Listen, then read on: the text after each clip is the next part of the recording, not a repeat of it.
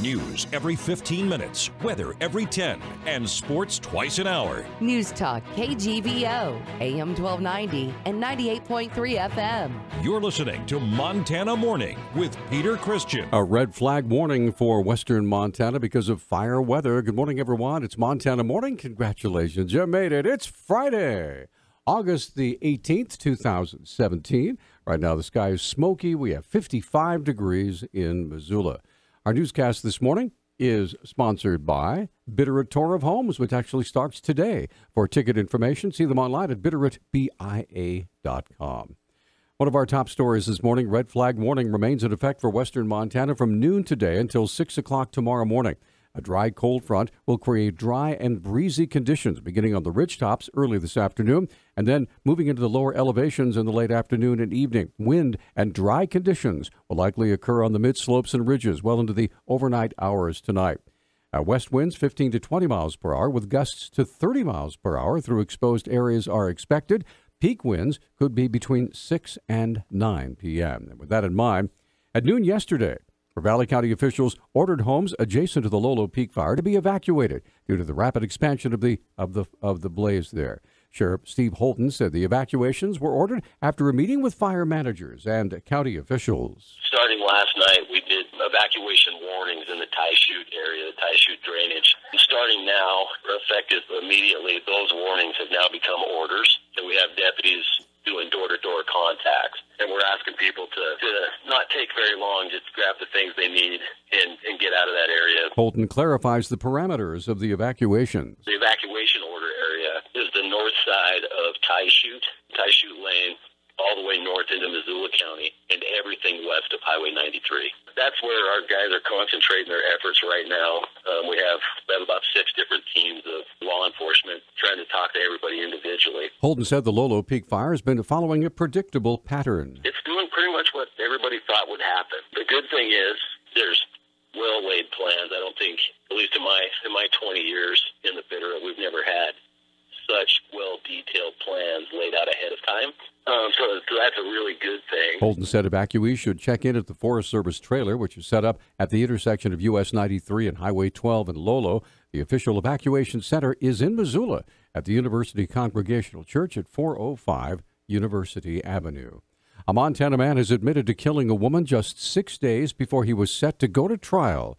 The Billings Gazette reports 29-year-old Jay Witkowski took a plea deal on Wednesday that calls for 70 years in prison for killing 31-year-old Evelyn Garcia. Garcia died just days after she was found on New Year's Eve 2016 unconscious in snow along the side of a road. 2 witnesses found her, told deputies they saw a car driving away fast. An autopsy found Garcia had multiple stab wounds and evidence of a blow to the back of her head that fractured her skull. Investigators found Witkowski's car with a broken windshield and blood all over it. They also found a bloody tire iron inside. Back in 1996, the Congress passed a law called the Communications Decency Act. It was intended back then to protect kids from accessing indecent material online. According to Attorney General Tim Fox, federal law has made it difficult to investigate and prosecute criminals that have utilized the Internet for sex trafficking. So I joined 49 other state territorial attorneys general this week in sending a letter to leaders in Congress asking them to make a real simple amendment to the Communications Decency Act that makes it clear that the states and territories still have criminal jurisdiction to investigate and, if appropriate, prosecute individuals who use the Internet for criminal purposes. Fox says they sent a similar letter in 2013 and still have not have been able to get Congress to act on their request. We want to make one simple change that does away with the argument that federal law preempts state law and prohibits us from investigating these crimes. But others want to make other changes, and oftentimes everybody jumps on the bandwagon, then it becomes very political and difficult to get anything done. Fox advocates that this simple word addition will help ensure that everyone is effectively protected throughout the entire country in all jurisdictions. Authorities have released the name of a man who was found dead in a creek in western Montana. The Helena Independent Record reports that 50-year-old Warren Kimmel's body was found north of Lincoln on August 9th. Lewis and Clark County Coroner Brian Backerberg said the Helena man apparently drowned, but he's awaiting toxicology tests before determining an official cause of death.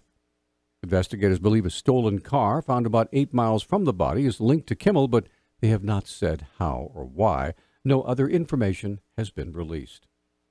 The war between Montana's Democratic governor and the Republican majority legislature over the state budget wasn't settled during the 2017 legislative session. Underperforming state revenues have led to cuts in major departments like Health and Human Services. However, legislators like Albert Olszewski say the executive branch's decision to reduce compensation for provider pay is simply a bridge too far. What we see is that the executive branch is reducing payments on services to people who provide the services, especially in healthcare. The intent of the legislature was that we were supposed to find efficiencies through our government and cut government bureaucracy rather than take away from the services to the people. However, we wanted to be sure through Senate Bill 261 that we didn't micromanage the governor. Olszewski sits on the Children, Families, and Health and Human Services Interim Committee, which recently put the planned provider pay reductions on hold until a committee meeting next month.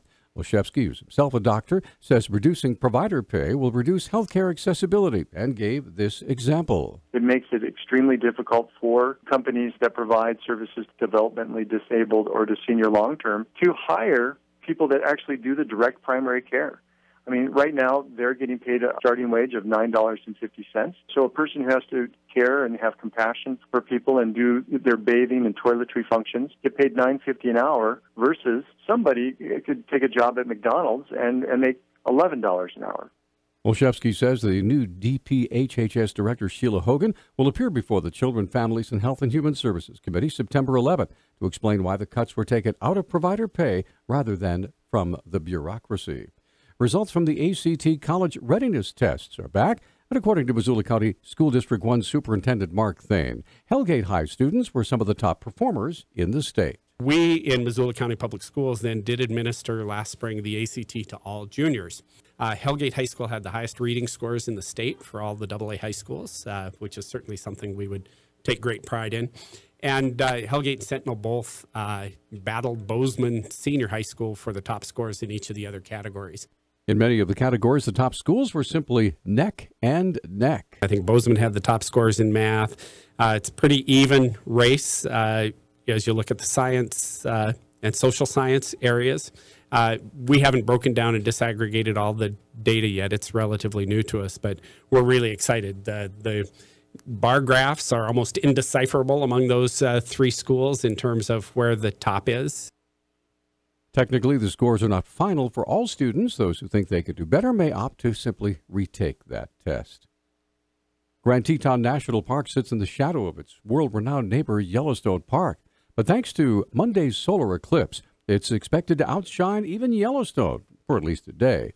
Grand Teton is directly in the path of the total solar eclipse, where the sun is completely blocked by the moon. The park is expecting its busiest day ever for the eclipse, with congestion and traffic that is usually seen in Yellowstone. Grand Teton is one of 2 U.S. national parks and 21 National Park Service-operated sites nationwide that the total eclipse will pass over.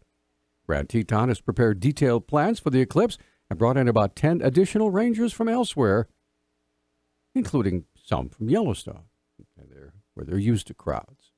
Our News Talk time now is 6:13. Newstalk, KGVO. Missoula's official weather station. Smoky sunshine today with high temperatures in the upper 80s. Winds will be out of the west at 10 to 15 miles per hour with wind gusts this afternoon between 20 and 30. I'm meteorologist Brooke Foster for Missoula's KECI 13.